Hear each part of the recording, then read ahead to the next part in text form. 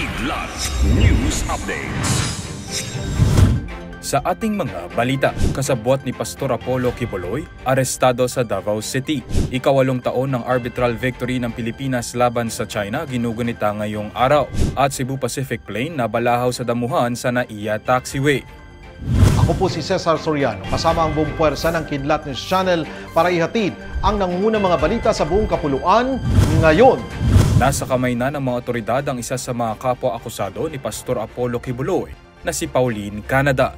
Sa isang press briefing ngayong araw, ipinresenta ni Interior Secretary Benhur Abalos ang kasabwat ng pastor na inaresto sa joint operation sa isang bahay sa Emily Homes Subdivision sa Davao City kahapon matapos isuplong ng isang anonymous caller ang kinaroroonan nito. Ani Abalos, malaking tulong ang patong na 1 milyong piso sa bawat akusadong kasama ni Quiboloy na nahaharap sa sexual abuse at child trafficking charges para madali ang pagtuntun sa mga ito.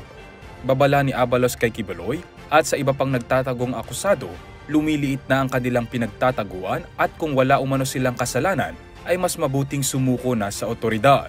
Nananatili naman sa 10 milyong piso ang pabuya sa makapagbibigay ng impormasyon sa lokasyon ng puganteng pastor.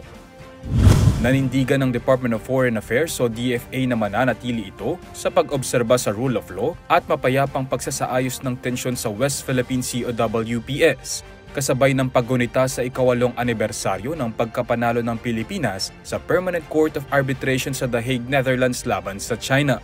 Sa isang statement, sinaad ng DFA na sa mga nakalipas na taon na sa kabila ng unlawful actions ng China, pinanghahawakan ng Pilipinas ang kapayapaan, pagresolba sa isyu ng may pagkukonsidera sa interes ng bayan, gayon din ang pag-iit sa karapatan sa jurisdiksyon nito. Kinikilala rin ang kagawaran ng suporta ng international community sa pamamagitan ng pagsuporta sa pagkakagawad sa Pilipinas ng naturang desisyon.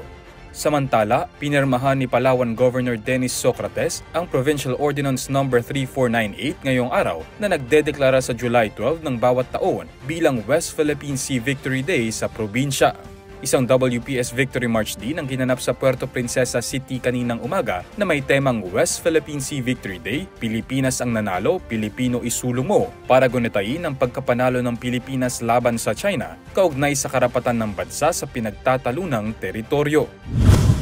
Nabalahaw ang isang Cebu Pacific Plane sa isang madamong bahagi ng Ninoy Aquino International Airport o NAIA Taxiway kaninang umaga na nagdulot ng ramp congestion. Ayon sa Manila International Airport Authority o MIAA, naganap ang insidente habang nagre-reposition ang Cebu Pacific Air A321 mula Bay 111 patungong Bay 122A ng NAIA Terminal 3. Wala namang nasugatang pasahero o crew ayon sa MIAA, ngunit dahil sa insidente, pansamantalang hindi magagamit ang 3 parking bays na para sana sa wide-body aircraft. Bunsod nito, hindi bababa sa 13 international flights ang madedelay ang flight schedules. Sa hiwalay na statement, humingi ng paumanhin ng Cebu Pacific sa idinulot na abala ng kanilang eroplano. Pasado 2:00 na ng hapon nang matagumpay na naialis sa damuhan ang nabalahaw na eroplano. Para sa Kidlat News Update, Renz Zelenon nag-uulat.